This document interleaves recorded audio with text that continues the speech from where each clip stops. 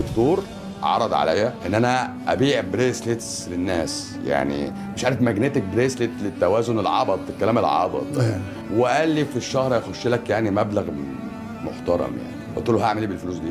قال لي يعني اعمل ابجريد لحياتك. قلت له وابيع للناس الوهم. قال لي ما انت مش هتضرهم. قلت له بس انا مش هنفعهم ومش هعرف انام وانا قايل لهم كلام انا مش مقتنع بيه. عشان كده كنت دايما الحاجه الوحيده اللي بتشغل بالي قبل ما ادخل انام، انا النهارده في واحد قدامي ظلم واحد وما خدتش حق الواحد ده وما قلتش كلمه الحق النهارده، ما بعرفش انام لحد تاني يوم اروح اخلص ارجع بقى اكل واشرب وانام عادي. يبقى ان انا ابيع لحد وهم او ابيع لحد حاجه مش هتحصل، او حتى لو ما ضرتوش هو كده هيدفع فلوس عند حد تاني بيبيع له الوهم ده، بس انا اللي ما باعوش. فاهم قصدي؟ يبقى كلمه الحق في الموضوع بالنسبه لي كانت هي الفارق، كانت هي اللي هعيش عشانها واموت عشانها، ولو مت عليها يبقى ربنا راضي عني. فاهم؟ لان لو كتبت شهاده في قلبي فاني اثم قلبي. تمام، انا فاهم دي كويس جدا ومقدرها وبحترمها فيك جدا، بس برضه في حالات حضرتك ممكن تشرف عليها بشكل مباشر وتقدم ثرو لو ناس عندها مثلا امراض حرجه او كده، ولا انا غلطان؟ بص حضرتك، تدخل الطب دايما في الامراض، في الحاجات الحرجه بس. يعني